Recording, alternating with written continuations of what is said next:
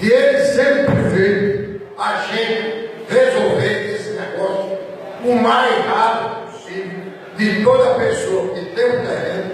às vezes tem a posse, mas não tem a escritura, não tem o resíduo.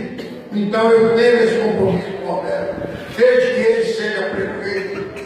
de Pujuca, que vocês com certeza vão estar aí. E somente complementando, pessoal, dentro do nosso plano de governo,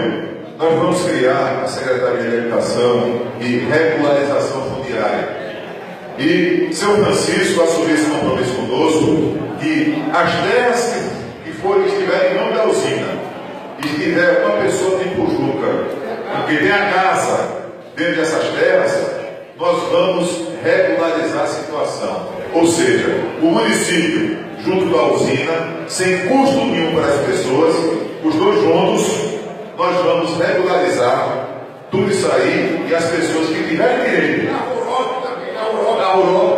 Europa, lá em perto do Porto, lá em Pujuca mesmo, no centro, tem muitas terras assim. Pronto, Maqueiró diz também na Vila Salgado que tiver cobrando a regra para fazer. Então, pessoal, quem tiver com esse problema, que tem a casa, está no nome, ou seja, ou da usina Salgado ou da usina Pujuca, a prefeitura, a partir do dia 1º de janeiro, vai regularizar a situação e quem tiver direito vai receber a escritura registrada no cartão